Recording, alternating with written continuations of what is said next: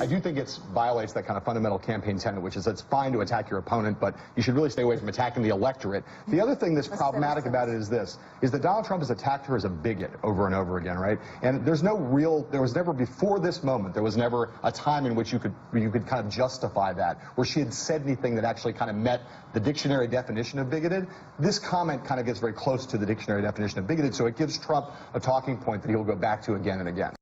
All right, very interesting from John Heilman, no conservative he by any means on MSNBC. Joining us now to talk about all this and more is James Taranto, best of the web columnist and editorial board member for the Wall Street Journal. Hello, sir. Hey, Steve, how are you? Good, good. Great to talk to you again. It's been a while. So you wrote about this today, the buck basket full of deplorables, which Hillary also said to Israeli TV, and I wouldn't be surprised if she said it before that as well, so it wasn't something that just popped into her head. No, my understanding is that she's been saying this, or things very much like it, to these fundraisers.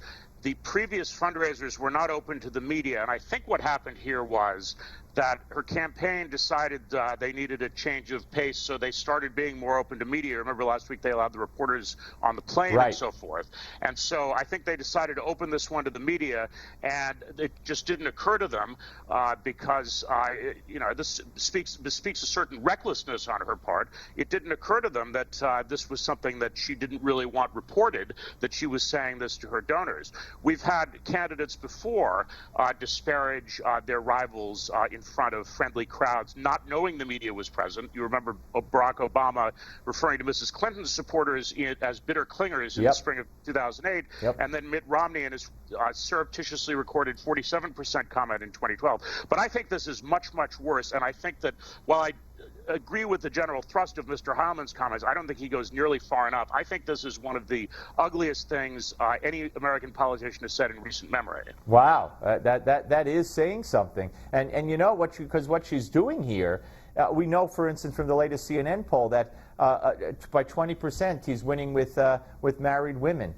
We know that by 19% he's winning with members of the military, current and previous. That means veterans. So she's calling, by her definition, 1 out of every 2 of those married women and military personnel homophobes, xenophobes, bigots, you name it. And that's... Although she didn't say anti-Semitism.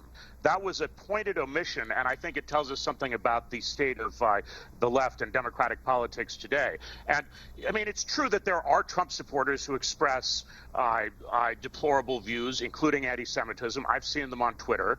But even for those people, there was something that Mrs. Clinton said that I think was absolutely appalling. And really the key to what she said, and remember, she only apologized for the word half. She did not apologize. She stands behind everything else she says, including the following: they are irredeemable, but thankfully they are not America. So first of all, we have a professed Christian saying of other people that they are irredeemable. Even putting aside the theological question, that's a shocking thing to say for somebody who aspires to the powers of the presidency, even if she thinks rightly that the people she's talking about hold deplorable views. Second, they're not America. Well, these are voters. By definition, they're Americans. You remember Trump got beat up a few weeks ago because he said something about maybe we should have an ideological test for naturalization. Here is Mrs. Clinton proposing an ideological test for people who are already American citizens. This is just so far beyond the pale. And, you know, to call it bigotry or to say it comes close to the definition of bigotry as Mr. Heilman does, I don't think comes anywhere near doing it justice. No, you brought out great points, very, very great points. Okay, let's move on to another piece that you wrote. C is for concussion. Well, I guess P is for pneumonia. Yeah, I don't know. But what do you make of what we saw, much to the chagrin of the Clinton camp? I think they just thought they wandered off while the ceremony was still going on, and that was going to be the end of it, and she'd wait for the car, get in, and nobody would be the wiser. Yeah, do you remember the 1983 movie The Dead Zone? Yeah. In which an ambitious politician was the target of an assassination attempt, and when he realized he was about to be shot, he grabbed a baby and held the baby in front of him to use as a shield. Yes. And the assassin didn't shoot because he didn't want to kill the baby. Well, I think that Mrs. Clinton's scene yesterday with the little girl outside Chelsea's apartment was a bit reminiscent of that. I mean, think about this. So Mrs. Clinton has this photo op. She exposes a small child to an infectious disease in order to perpetuate the lie that there was nothing physically wrong with her. They announced that it was pneumonia later on only because amateur video had surfaced showing her being, basically losing her footing and being tossed into this van. But I think that scene with the little girl, I hope she had the pneumonia vaccine. James, I know you weren't watching the 12 o'clock show. I said the same thing at 12 o'clock. And last night, after it happened, after they announced she had pneumonia, I just said, like you, I guess great mind, I tweeted out and posted on my Facebook. I said, wait a minute, I don't get this. She was diagnosed with pneumonia on Friday.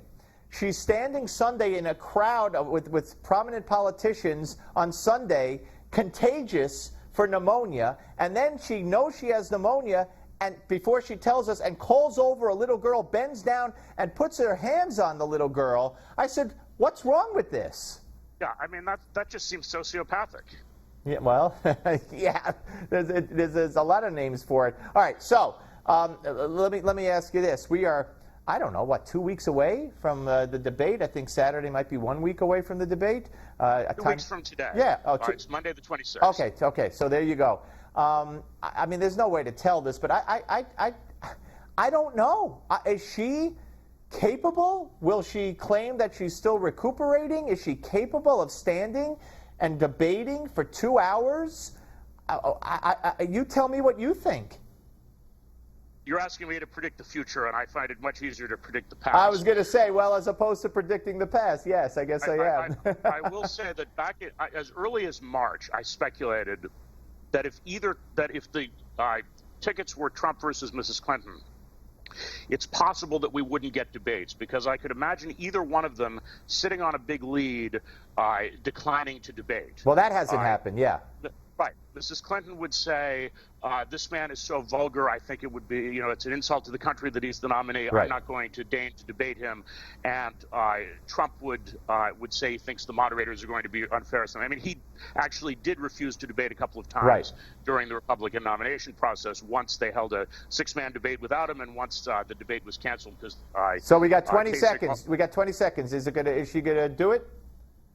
No idea. Yeah. Okay. It's a huge question, and it'll be fascinating to watch. Yeah, it will. It will. It's going to be very interesting the rest of the way. That's for sure. As always, Mr. Taranto, I thank you, sir. All right. Thanks.